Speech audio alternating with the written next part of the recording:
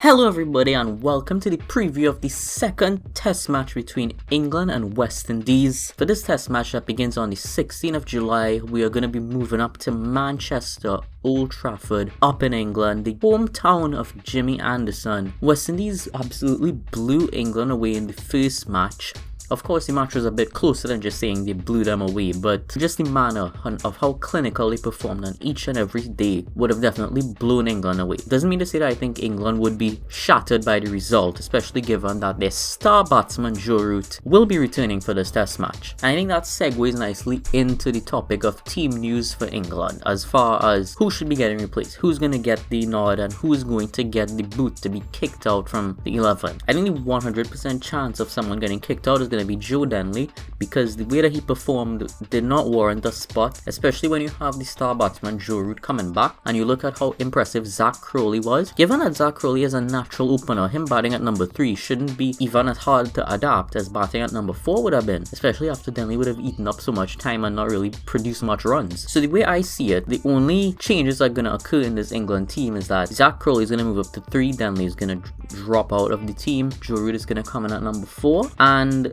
Josh Buttler, that would have been a question after the first match, but I don't think that he's quite going to be dropped yet for 2 reasons. Firstly being that in the first innings he batted okay. I mean, it wasn't anything magnificent from him, but it wasn't a performance to say, oh, sack him right away. And he is the specialist wicketkeeper in the team. And as far as judging him on the keeping job that he produced, he didn't do all that bad in the first match, all things considered, as far as keeping is concerned. As I said before the series started, they're probably going to give Josh Buttler the series. As far as how the bowling attack is going to shape up, there's no question of Dominic Bess. He's definitely going to be coming into bowl spin. Now, some news that came in just today was the fact that England selected a different 13. Anderson is going to be rested after he showed up a bit sore. Broad is being brought back in place of him, and Ollie Robinson is brought into the side for Mark Wood, who England just don't really want to risk in back-to-back matches, which I completely understand. And it's something I would have made apparent in the old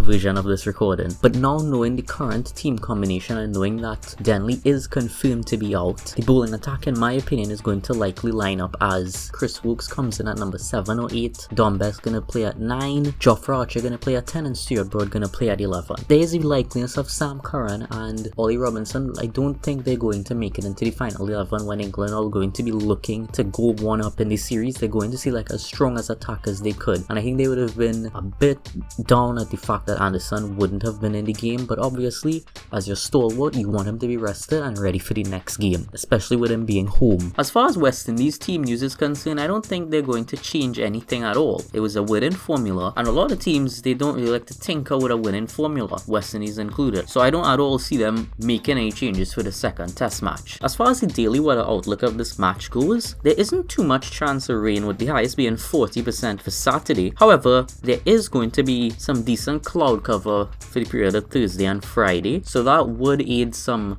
pace bowling on those days. But Sunday and Monday are going to be as dry as ever, similarly to the way that the Southampton test panned out, starting off with a lot of rain and then moving to sun. This time it's just going to be a lot of cloud then moving to sun. There's an increased chance of rainfall on Saturday, but I'm not too worried about that, because looking at different weather sources, the percentage for rain is lower on some and higher on some, and I just couldn't be bothered to really say that there's definitely going to be rain Saturday, because it's a while away from now. Another thing to note though is that Wednesday, the day before the test match, is going to have a 70% chance of rain, so that could result in a decently high amount of moisture on the pitch itself. So we'll be keen to look at what the captains do when it comes to the toss. And now talking about how the pitch is going to behave, last year we witnessed a double century from Steve Smith in his first innings at Manchester, and we saw England put together a decent batting display as well, and the spinners didn't get too much purchase in that test match, including Nathan Lyon, who is a master spin bowler already. But you go back 2 years before that, the series against South Africa, Moeen took 5 on day 5. Moeen just seems to be a second innings expert when it comes to bowling spin in England though. But there was a bit more spin on offer when you look at that test match. Even Keshav Maharaj got a bit of control when it came to bowling then. But how do I think this pitch is going to behave? Well, I think it's actually going to be decent for batting on day 1 unless the cloud cover is substantial. If the West Indies bat as well as they did